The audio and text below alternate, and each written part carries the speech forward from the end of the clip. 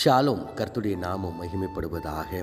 கர்த்தருக்குள் பிரியமானவர்களே, வேத வசனம் இப்படியாக சொல்லுகிறது.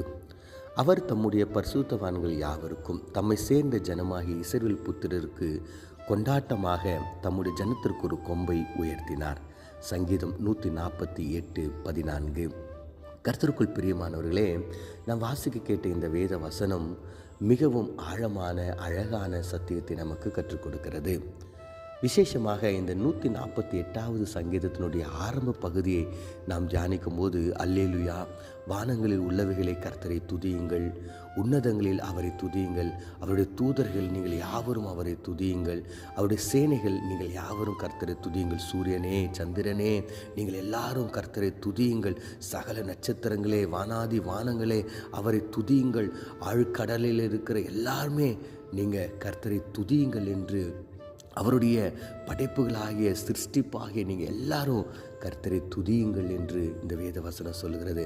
அப்போ இந்த வேத வசனத்தில் பாருங்கள், முதலாவது பகுதியில் சொல்லப்படுகிற அந்த காரியங்கள் ஆண்டவரால் படைக்கப்பட்ட ஒரு காரியங்கள். அவைகளெல்லாம் கர்த்தரை துதியுங்கள் என்று சொல்லுகிறார். அப்போ தேவனுடைய பிள்ளைகளாக இருக்கிற நீங்களும் நானும் அவைகளை காட்டிலும் ஒரு படி இல்லை, நிறைய மேலான ஒரு அந்தஸ்தை நம்ம பெற்றிருக்கிறோம். அதாவது ஆண்டவருடைய சாயலில் நாம் உருவாக்கப்பட்டிருக்கிறோம். அப்போ அவைகள் கர்த்தரை துதிக்கும் பொழுது ஆண்டவருடைய சாயலில் இருக்கிற நீங்களும் நானும் கர்த்தரை எப்படி துதிக்க வேண்டும்? அவர் நம்மை அவருடைய சாயலாக உருவாக்கியிருக்கிறார். அப்போ நீங்களும் நானும் எல்லா நிலைகளிலும், எல்லா சூழ்நிலைகளிலும், எல்லா இடங்களிலும் கர்த்தரை நாம் துதிக்க வேண்டும். ஒவ்வொரு காரியத்திற்கு கர்த்தருக்கு நாம் நன்றி செலுத்த வேண்டும். அவரை துதித்து அவரை புகழ்ந்து அவரை எப்பொழுதும் நாம் புகழ்ந்து கொண்டே இருக்க வேண்டும், துதித்து கொண்டே இருக்க வேண்டும். அப்பொழுது அவருடைய நாமம் மகிமைப்படும். அடுத்ததாக நம்ம படித்த அந்த வசனத்தை தியானிக்கும் பொழுது, அவர் தம்முடைய பரிசுத்தவான்கள் யாவருக்கும். அப்போ பாருங்க, இந்த உலகத்தில் பொல்லார் நல்லார் எல்லாரும் இருக்கிறாங்க. ஆனால் ஒரு சில கூட்டம் இருக்குது. அந்த கூட்டம் என்ன கூட்டம்னு சொல்லிட்டு பார்த்தீங்கன்னா, பரிசுத்தமான ஒரு கூட்டம். இன்றைக்கி நிறைய பேருக்கு பரிசுத்தமாக வாழணுன்னா மிகவும் கஷ்டமாக நினைக்கிறாங்க. பரிசுத்தமாக ஏதோ நாங்கள் மட்டும்தான் வாழ்ந்து கொண்டு இருக்கிறோம், இதனால எங்களுக்கு என்ன லாபம்னு நினைக்கிறீங்க. இல்லை இல்லை இல்லை, உங்களுக்காக ஆண்டவர் வருகிறார். இந்த வசனம் சொல்லுகிறது, அவர் தம்முடைய பரிசுத்தவான்கள் யாவருக்குங்க, தம்மை சேர்ந்த ஜனமாகிய இஸ்ரவேல் புத்திரர் யாவருக்கும் சந்தோஷத்தை உண்டாக்கும்படியாக ஒரு கொம்பை கர்த்தர் உருவாக்கியிருக்கிறார். அப்போ இந்த கொம்பு பார்த்திங்கன்னா மிகவும் அழகுள்ளது, மிகவும் பலம் உள்ளது, மிகவும் பாதுகாப்புடையது. அந்த கொம்பை வச்சு நிறைய காரியங்களை செய்யலாம். இப்போ நீங்கள் கொம்பு இருக்கிற விலங்குகள் எல்லாம் தியானித்து பாருங்கள்.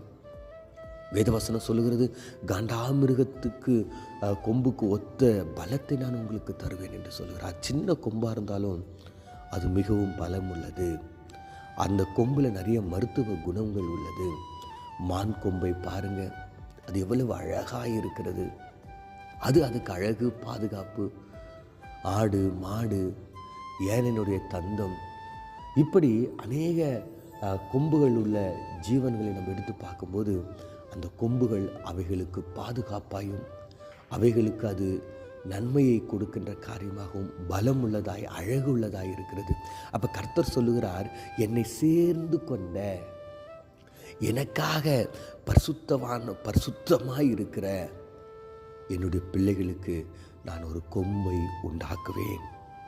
அந்த கொம்பு என்னுடைய பிள்ளைகளுக்கு பாதுகாப்பாக இருக்கும். அந்த கொம்பு என்னுடைய பிள்ளைகளுக்கு அழகாக இருக்கும். அந்த கொம்பு என்னுடைய பிள்ளைகளுக்கு அது பலமாக இருக்கும் என்று சொல்லுகிறார். கர்த்தருக்குள் பிரியமானவர்களே, அந்த கொம்பு யாரும் கிடையாது, நம்முடைய ஆண்டவராகிய இயேசு கிறிஸ்து. அவருடைய பிள்ளைகளாக இருக்கிற உங்களுக்கும் எனக்கும் அவர் கொம்பாக இருக்கிறார். அவருக்காக பரிசுத்தமாய் ஓடுகின்ற உங்களுக்கும் எனக்கும் அவர் கொம்பாக இருக்கிறார். அவருடைய நாமத்தை தொழுது கொள்ளுகிற, அவருடைய இரத்தத்தினால கழுவப்பட்டிருக்கிற அவருடைய பிள்ளைகளாக இருக்கிற உங்களுக்கும் எனக்கும் அவர் கொம்பாக இருக்கிறார். அந்த கொம்பு பாதுகாக்கும், அந்த கொம்பு அரவணைக்கும், அந்த கொம்பு நம்மளை உயர்த்தும், அந்த கொம்பு நம்மளை ஆசீர்வதிக்கும், அந்த கொம்பு நம்மளை அழகுபடுத்தும், அந்த கொம்பு நம்மளை பலப்படுத்தும். அந்த கொம்புக்கிட்ட நம்ம போகலாமா?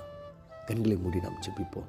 எங்களை நேசிக்கிறீங்க நல்ல தகப்பனே, ஆண்டவரே, பரிசுத்தவான்களுக்கும் உம்மை சேர்ந்து கொள்கிற உம்முடைய ஜனத்திற்கு நீர் கொம்பாய் ஒரு ஆனந்த கொம்பை நீர் உருவாக்குவேன் என்று சொன்னீங்களே.